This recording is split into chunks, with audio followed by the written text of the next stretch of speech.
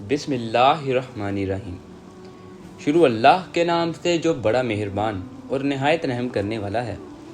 پیارے دوستو، کسی چمکدار چیز کو سامنے رکھ کر اور اس پر نظر جما کر اور توجہ مرکوز کر کے روحانی قوت حاصل کرنے کا طریقہ بہت پرانا ہے۔ زمانہ قدیم سے یہ علم مختلف صورتوں اور شکلوں میں رائج رہا ہے۔ چنانچہ قدیم زمانے میں یہ مقصد حاصل کرنے کے لیے بعض لوگ بلور کی چمکدار قلم سامنے رکھ کر اس پر توجہ مرکوز کرتے تھے، بعض چراغ کی لو پر تصور کرتے تھے اور بعض آئینوں اور شیشوں کے گولوں سے یہ کام لیتے تھے۔ اس کی آخری اور ترقی یافتہ صورت مسمرزم اور ہپناٹزم کی شکل میں آج پوری دنیا میں رائج ہے۔ ڈاکٹر مسمر اور مسٹر شیرو وغیرہ نے اس قسم کی مشقیں کر کے اور کچھ مادی سفلی کمالات دکھا کر عالمگیر شہرت پائی ہے۔ مسمرزم اور ہپناٹزم وغیرہ میں صرف فرضی نکات پر نظر جمانے کی مشق کر کے یہ مقصد حاصل کیا جاتا ہے۔ اس کی ساری فلسفی یہ ہے کہ جب انسان کے تمام حواس اور قوت خیال ایک نقطے پر مرکوز ہو جاتے ہیں تو نگاہوں میں ایک برقی اور مقناطیسی قوت پیدا ہو جاتی ہے جس سے مختلف کام لیے جاتے ہیں۔ جس طرح آفتاب کی شعاعیں کسی مہذب آتشی شیشے یا لینز میں کسی گزرتے وقت جب ایک نقطے پر جمع ہو جاتی ہیں تو اس میں اتنی گرمی اور حرارت پیدا ہو جاتی ہے کہ اس سے آگ کی طرح دوسری اشیاء کو جلانے کا کام بھی لیا جا سکتا ہے۔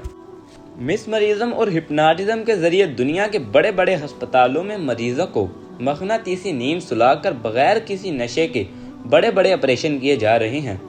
آپریشن کے دوران مریض کو قطعاً درد کا احساس نہیں ہوتا اور وہ نشہ آور ادویات کے برے اثرات سے بھی محفوظ رہتا ہے، لیکن ان طریقوں میں چونکہ مشق تصور کا ایک مرکز ایک مادی نشے اور فرضی نقطہ ہوتا ہے جس سے محض خیالات کا اجتماع منظور ہوتا ہے، اس لیے ان کا سارا معاملہ اس مادی دنیا اور مقام ناسوت تک محدود رہ جاتا ہے اور اس کا روحانی دنیا سے کوئی تعلق نہیں ہوتا۔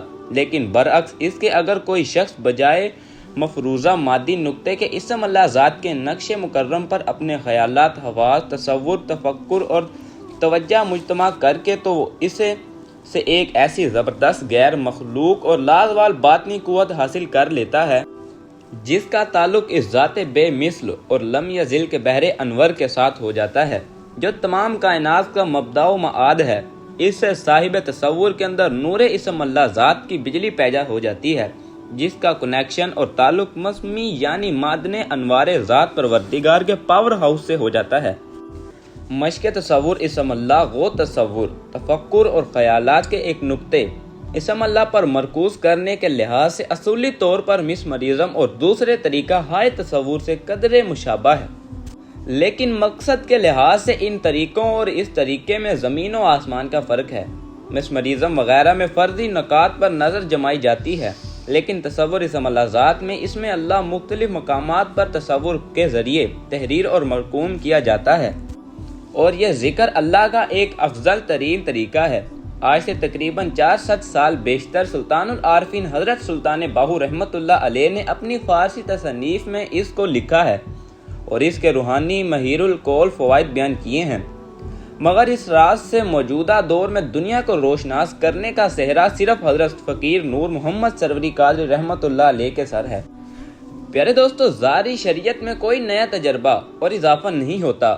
نماز، روزہ، حج، زکوٰۃ وغیرہ ابتدا سے لے کر آج تک ایک طریقے سے ادا کیے جاتے ہیں، مگر روحانی مشاہدات اور تجربات انبیاء اور اولیاء کے ایک دوسرے سے مختلف ہوتے ہیں اور ان میں ہر دن نئی شان ہوتی ہے۔ جیسے کہ ایک شعر کے مطابق ہر لحظہ ہے مومن کی نئی آن نئی شان۔ انبیاء کے مشہور معجزات کے علاوہ اور بھی بے شمار روحانی تجربات، مشاہدات اور مکاشفات تھے۔